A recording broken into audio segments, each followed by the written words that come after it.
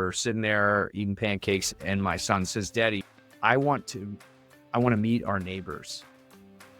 And, I said, "Why?" I'm clueless. I'm like, "Why? Why do we need to meet our neighbors? Are we selling something? What's happening?" And he says, "Well, my teacher at church said Jesus commanded us to love our neighbors.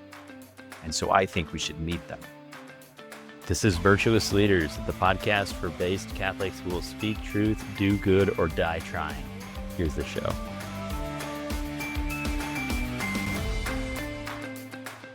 You say you're raw. I wonder if you are more raw than myself. Maybe, yeah, I don't know. appreciate Yeah, the no, authenticity. it's great. That's what this is about. Yeah, for sure. Now you do juggle a lot of things. You're vice president of advancement at St. Constantine. You helped Steubenville with the Door Ministries and founded Delray Collective with your wife, along with raising 9 kids. Yeah, thanks, Congratulations. man. It's a total blessing. I mean, all of it. 24 years married, 9 kids. Oldest is 23, youngest is 2. And we are, we have a lot of fun.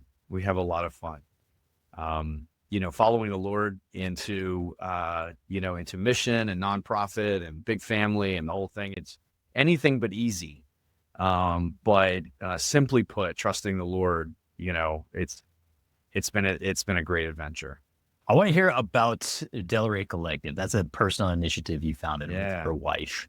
Tell us more about that. Great question. Delray is definitely our heart project. I think that we, spending time in mission fields, domestic, abroad, full-time church work, youth evangelization, young adult evangelism, family, or you name it. My wife and I have been sort of on every level of ministry, catechesis, evangelization, whatever you want to call it. And we were living in Arizona at the time. I was the youth minister at the Birthplace of Life team, which is St. Timothy's in Mesa, Arizona. Beautiful church community, amazing people that put that thing together. Of course, Life Teen, a international movement now, came out of this place. And so, I was the youth minister there, and, it was a big job. It was an honorable position, something that I took very seriously, and the responsibilities that go along with that. At the same time, being asked to travel and speak on big stages, it came to the point where my daughter, who I think maybe was 4 at the time, believed that the airport was was where I worked. So it was this, it was this real tension of life, work balance, but it gets really tricky when it's ministry, right? Or even when it's just a noble cause, right? Like, I think of men and women who hold very high executive positions, and, there's a salary that, yes, of course, I'm serving my family because this is my job and this is what we're doing. And so, in life, you find that it's never a good and a bad, it's usually 2 goods that you're trying to discern, which is the better route. Mm-hmm. And so this life ministry balance is always, and you talk to anybody who's, in nonprofit specifically, something with like a great mission at the end of it, it does get a little gray, where you can say, look, I love you guys, but you're going to be fine. You have a mommy. I'm going to go talk to some people that don't have a mommy or a daddy, or only have a dad. You're able to sort of, justify some of those things. And so flying all over the place, my daughter believes that I work at the airport, and it was beginning to be pretty sad for me, thinking there's gotta be a way to integrate all of this, and a more authentic way. Also, places you speak and places you're on stages, they're paying, full disclosure, I do get paid, you get paid for things like this, and they're paying for a product, and, and I'm going, I'd love to bring my family along and this kind of thing. And oftentimes venues would say, you know what, like, that baby wakes up in the middle of the night and and it's keeping you up all night, we're not going to get the product we're paying for in the morning. And so we really need you to be rested. And so we'd rather you not bring your family. Okay, you can handle that one or two times, but at a certain point, I'm like, I'm actually more myself. I'm a little tired in the morning because that's me. That's the reality of being a dad with small children, et cetera. And so this tension was growing, almost like a collision course. Like my life and ministry was on this sort of collision course. And we coming home from mass one day, and I hear my wife and my son, who was probably 6 or so, 7 at the time. She says something like, well, we'll talk to daddy when we get home about that. And it's like, oh, okay, there's like something going on. And we get to breakfast and we're sitting there eating pancakes, and my son says, Daddy, I want to meet our neighbors. And, just being kind of like, I said, why? I'm clueless. I'm like, why? Why do we need to meet our neighbors? Are we selling something, or, what's happening, And he says, well, my teacher at church said Jesus commanded us to love our neighbors. And so I think we should meet them. And of course, my jaw drops, and I'm going, from the mouth of babes, of going, okay, say that again. Because it was at that moment that I realized, that this word neighbor had become so metaphorical in my life that the reality that when Jesus said, love me with everything that you have, all your heart, mind, soul, strength, and love your neighbor as yourself, that he somehow didn't mean my neighbor. Somehow he meant the neighbor in most need, or the neighbor in Haiti, or the neighbor, that doesn't have a family structure, or the neighbor that needs evangelization, that my neighbor, Bill, or Susan, the people who live right next door. Jesus meant them too. And maybe most especially because neighbors, we really can't hide from neighbors, and we're doing life with neighbors, and we live in a world where we fear, and we're skeptical of our neighbors, and we're not sure what their agenda is, and they probably don't agree with us, and they probably don't vote like us, and they don't go to church like us. And so we're just going to kind of keep our distance. We lived in a neighborhood that, at the time, that you pulled into your garage and shut the garage door behind you so that you didn't have to look at anybody. You could just get into your house and get into your spa tub, or go into the backyard with your privacy fence, etc. We live in a world that is very disconnected and divided, and most especially right around us. And so what we found out is that we didn't, much less were we not, we weren't loving them, or we weren't, we were loving them in our heart, I guess. I love my neighbors. Of course I love my neighbors, but I don't want to talk to them. I don't want to meet with them. I don't want to hang out with them, for sure. What we realized is we didn't even know their names. What we realized is we didn't really have any interest or any curiosity towards our neighbors. And so Delray Collective is a response to that. So it was at that time that we began to open our home every Wednesday. And to this day, this is something we still practice. And of course, Delray Collective is built to empower families and individuals, people in neighborhoods, to do this as well, as regularly or irregular as you want. Not everybody does it like us, but the idea is that we're opening our homes for a no agenda meal once a week to simply encounter our neighbors and to love them. Nothing better than feeding them. And let God do the rest of it. And so, so we can talk about the chicken or the egg, the youth ministry, it's youth ministry, it's empowering families, or it's empowering, married couples, or giving them the tools, or catechizing this person, or this, or schools, whatever it might be.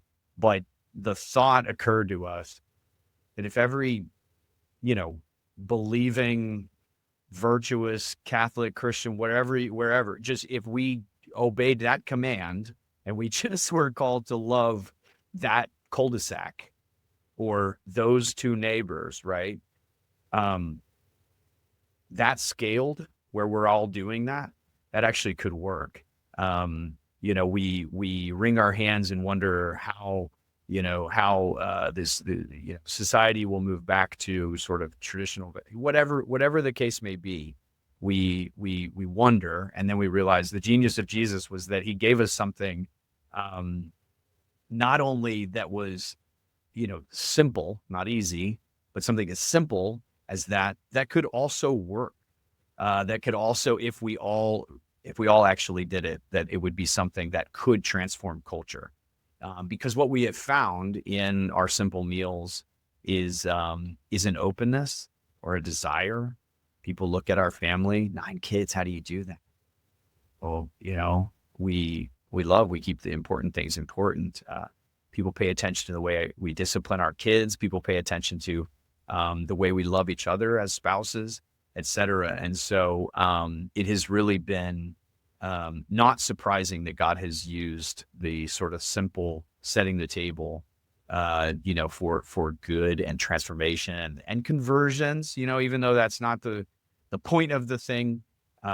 Many people come to faith just by simply, hanging out. So I can tell you stories and stories and stories about our neighbors through the years of how God has used Delray Collective and, our specific, but and there are hundreds, if not close to 1,000 homes, families that are doing this across the country, and even a few internationally as well. And so, and I say heart work because this isn't something that helps the bottom line at all. I think people have said things like, "Oh, really, we could monetize this. Like, this is something." And I don't believe we've invented anything. I think what we're doing is calling people back to a space that maybe their grandparents, maybe their great grandparents remember, when neighbors were neighborly and we knew each other's names and we did life together. And so it's very encouraging to see many people returning to that idea. And yeah, it's effective. So that's Delray. That's our beautiful heart project that my wife and I started. And then there are many more. There are many more little projects that we do. We're kind of serial starters, if that's a word. There's the serial entrepreneur. We like starting things and watching them go. So it's been it's a beautiful project. Yeah, it is beautiful.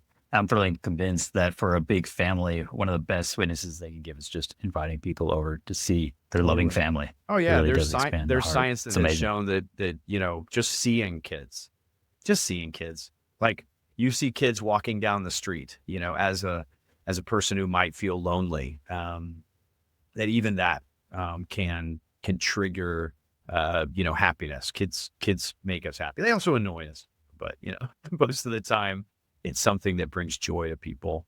And yeah, so many evenings are winsome.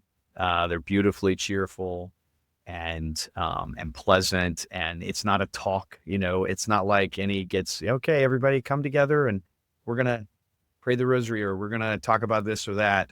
It's very natural and organic the way that it goes. The conversations come about. Yeah, it's absolutely beautiful. You're a starter. Two Yeah. questions on that. One is, once you start something, how do you ensure that it continues to grow with or without you? And then two, I'm just curious to hear more about the things that you've been excited to Yeah. start in the past. So that's a great question. How do you ensure its growth? I think there's probably two ways to look at, to look at growth or even forward progress.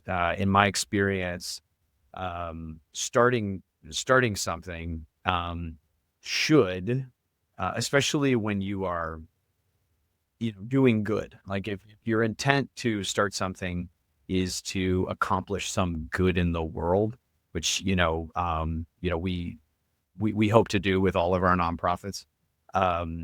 There is a sense that you're actually not inventing something. You're actually coming into the flow of something that already exists, right? What you're doing is bringing attention and advocacy to whatever it is that is, is in existence. We on the cul-de-sac, we call it family dinner, right? And that's part of the Delray. So it's family dinner, something that people go, family dinner.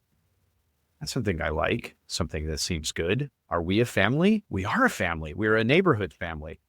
This is something that we're sort of entering in. So progress. So I'm sorry, I Yes. don't understand. What is family dinner is what we call it colloquially. On Mike, when we invite people over to our house, we would say, hey, family dinner. Oh, gotcha. On Wednesday nights, family dinner, right? That's something that is, we're entering into a flow of something that exists that is good, right? Family dinner, that's good. And so I would say, looking at that particular outreach or that particular thing that we started, we actually didn't start anything. We are a part of something that is existing, and we're bringing more advocacy to it, right? And so I think that progress, especially when you're doing good, is not always, the goal is not the same as making sure shareholders are happy or making sure that we're scaling the business according to the strategy. Forward progress in a nonprofit, whether big or small, is continually asking the question, are we doing the greatest good? And that might be the answer might come in remaining small. Actually, we talk about this a lot in ministry, right? Is, this idea of, the quantitative, like, being something that somehow qualifies a ministry. Well, we had 7 million people that came to a thing. Well, how many of those people went forth from there, understanding the value of the talk that was given, or how many people applied that to their life? Well, sometimes when you're talking about a big scale, you lose, it gets dissolved. It's sort of in the water, maybe 2 or 3, right? And so when we look at something like another one of our initiatives, Amigos de Place, is a mission and outreach in Santiago, Sololá, Guatemala. My wife grew up there. She was a foreign missionary. We've been doing mission there for many, many years. And of course, if you're familiar with Santiago, you might know the story of Blessed Stanley Rother, who gave his life as a martyr in 1981 during the Guatemalan Civil War. Beautiful story. Probably don't have time to go into it now. But it's a beautiful indigenous people that he was working with, who are still living on, $2 to $3 a day, very impoverished place. Well, we could go in there with 60 people to hammer a house together and make a big ruckus and then move out. We could do that every week and make a big ruckus. But if we're not intentionally listening to the people and understanding the true need, or really getting down to the nitty gritty of why people are dying from starvation or unclean water, we're doing a disservice if we're just sort of busy with the quantity of people that we bring there on mission. Instead, we've chosen 28 families, they're the poorest of the poor, and positioned 2 missionaries on the ground to weekly and monthly stay updated on their lives, making sure that we understand their needs, and then doing it in a very quiet way, a very small way.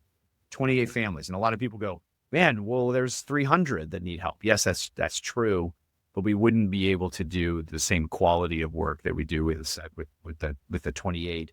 And the hope is, of course, that once you end the cycle, and we're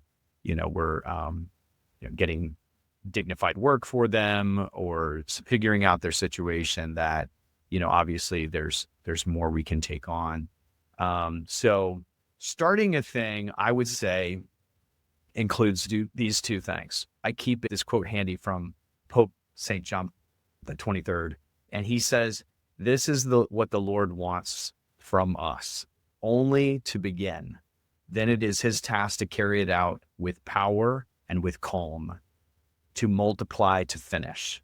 And this is the part. The measure of God's effective involvement in our work corresponds to the spirit of simplicity and humility with which we begin them.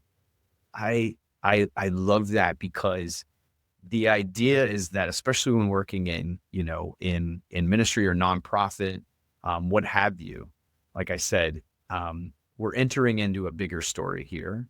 And if we begin with complex, and we begin with this all is about me and it's all up to me, I have found that, it's distraction and usually destruction.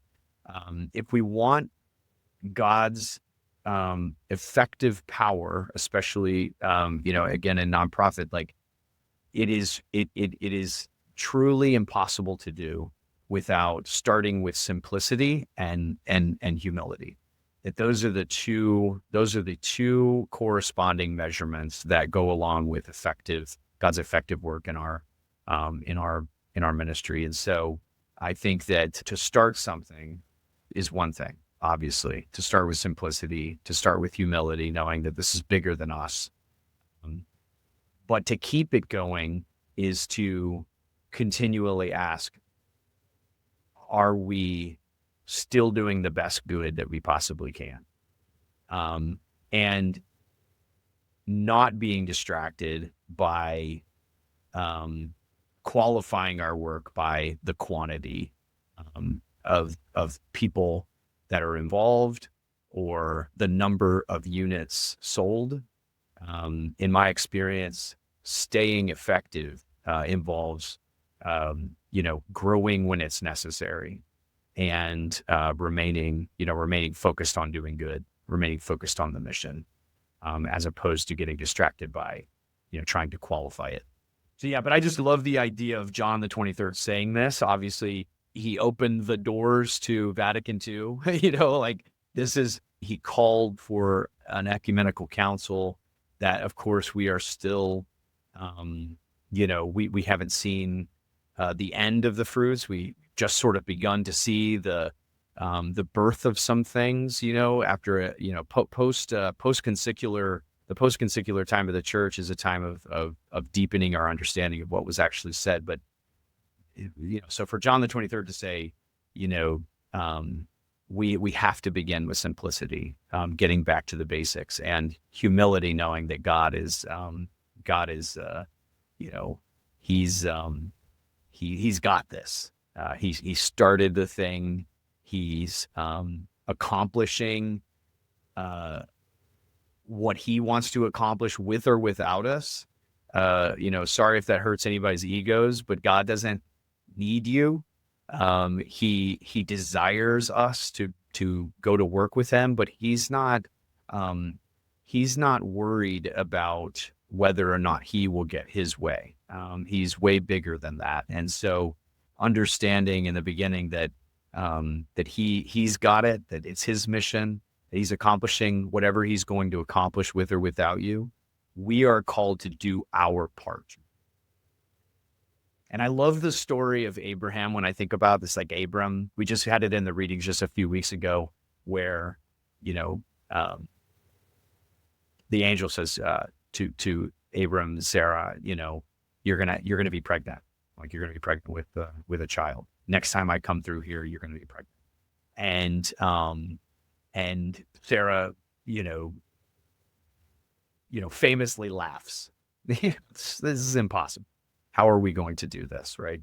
And I think about the departure there, and I think about that it wasn't a virgin birth. It wasn't something that was miraculous that happened. Actually, Sarah and Abraham, in their old age, did their part, right? They had to go, okay, that's the prophecy. We're going to have a child. What do we do now? Well, what do you think they did? They went to their tent and they did their part. right? It wasn't something where they just said, oh, God said this and it's going to miraculously happen. They actually did their part. So in humility, we understand that God's got the miraculous part down. We have to do our part, and that he's going to finish and accomplish what he's going to finish and accomplish through us, because he's God and he's the primary missionary here. We are a part of his thing. And so the ridiculous of me waking up and saying, God, I have an idea for a nonprofit, or I have an idea for, we're going to do some good in the world, and asking him to help me. That's ridiculous. We should be saying, God, you're doing something in the world. You are moving in and among your people. You love people. Can I be a part of that in some way? And then discerning what my part is. What is my role in God's mission and what God is doing in the world? And so I like looking at it that way. It also takes the pressure off.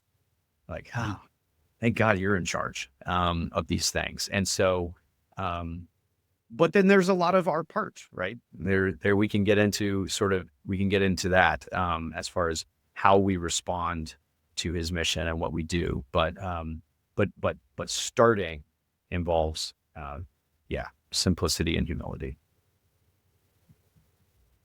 Your bio says that you're on several boards. What is the purpose of being on boards? The purpose of being on boards? Wow, that's a great question. I am honored to be on a few boards. One in particular that I've been on for a while. In my third term with the Pines Catholic Camp. It's a beautiful camp ministry in the Tyler Diocese up in Big Sandy, Texas. We see probably about 4,000 or 5,000 campers throughout the summer, age 7 to 17, and then throughout the year hosting retreats, etc. My role, I take very seriously as a board member. I believe that there are three things that a board should feel responsible for. Primarily, raising money for the mission. I think that, we have a term, or that I have heard before we talk about it. It's give, get, which is, go find the money, or get off. You've got those three options, give, get, or get off. Secondarily, I think that my role there is the fiduciary responsibility to make sure that we are stewarding all of the funds correctly, that not getting into the nitty gritty, but making sure that we're honoring and that we're stewarding all dollars donated, even those that are coming in through fees, et cetera. Are we doing our best to steward those dollars and make sure that it's, again, pointing to the mission?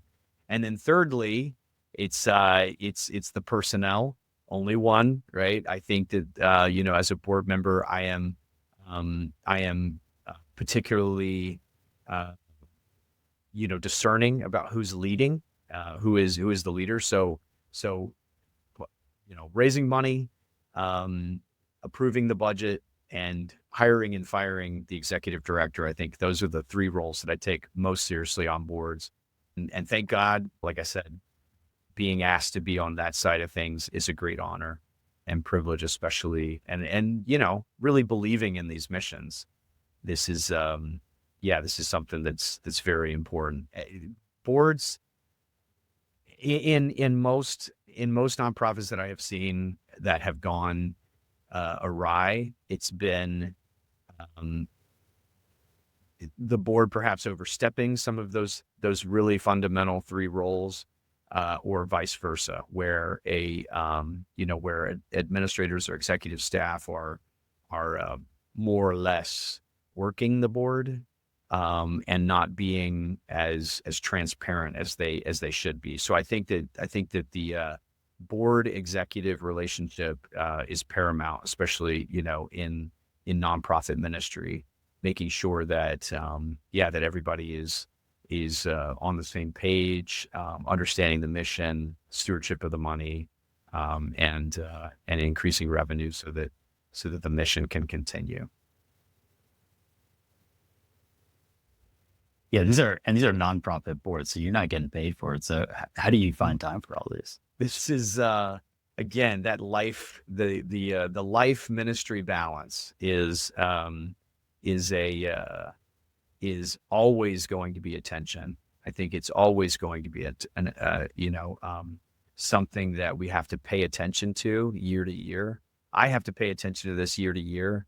I have 9 kids, and that brings about a lot of activity and a lot of, fun stuff, but also just some busyness. And so making sure that, like here's a great example. I'm driving my daughter to Franciscan University. She's going to be a freshman there. My 4th daughter, she's going to be a freshman there. It's the same exact weekend as the as a board retreat that I'm supposed to be on. Well, it's not a matter of which is, discerning which is more important. Kissing my daughter goodbye in her dorm room. This is going to happen one time. Yeah, she's a freshman. Do I grieve having to miss the in-person board retreat? Yes, I do. But I will do what I can, right? And so I think as I'm driving back, I will have my headphones in. I will be as present as possible to the board, and then paying attention, obviously, to the board bylaws, making sure that I'm doing all that I'm supposed to be doing. It's a certain amount of meetings I have to make a year, and that sort of thing. But finding time, the things I sacrifice are, and this is a bad thing. This is not, I'm not recommending this, but I think I put myself last. Oftentimes I put myself in that last spot. I'm not saying that as like a false humility, because I probably do need to have more hobbies. I probably need to take more time for myself, for my mental health, for my physical health. But again, having the amount of kids, making sure that that my marriage is healthy and intact.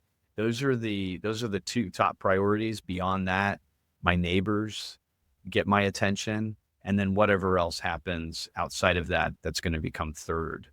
So whether that's my day job here at school, or running one of our other nonprofits, or serving on a board, those things are always going to come at the end.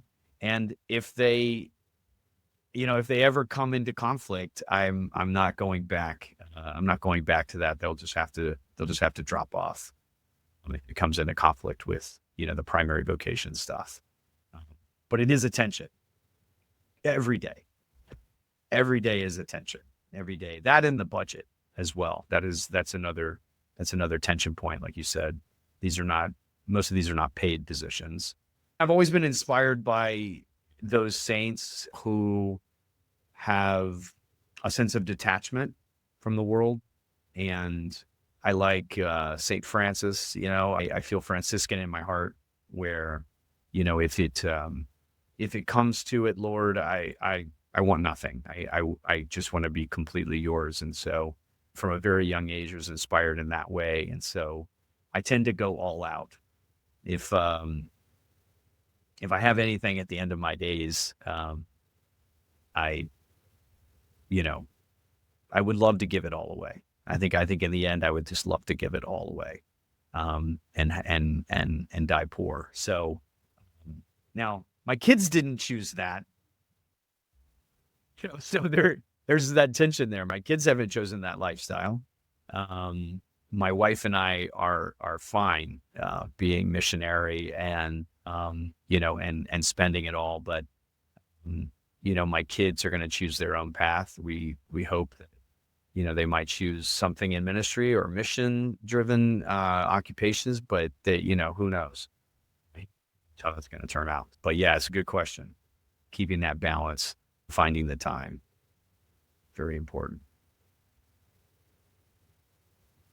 Amazing. Well, thanks for what you do, Ennie, and thanks for sharing with our audience. Yeah, no, it's great. Like I said, I feel really honored you asked me to come on, And yeah, hopefully we can, it's called the Virtuous Leaders Podcast. And yeah, strive to be that. I definitely would love that title of Virtuous Leaders. I think that it's it's a beautiful thing that you're doing, getting, getting people on. Hopefully I shared some wisdom today, and really appreciate it. Thanks. Thanks for listening. Please like, subscribe, and share with your friends. See you next time.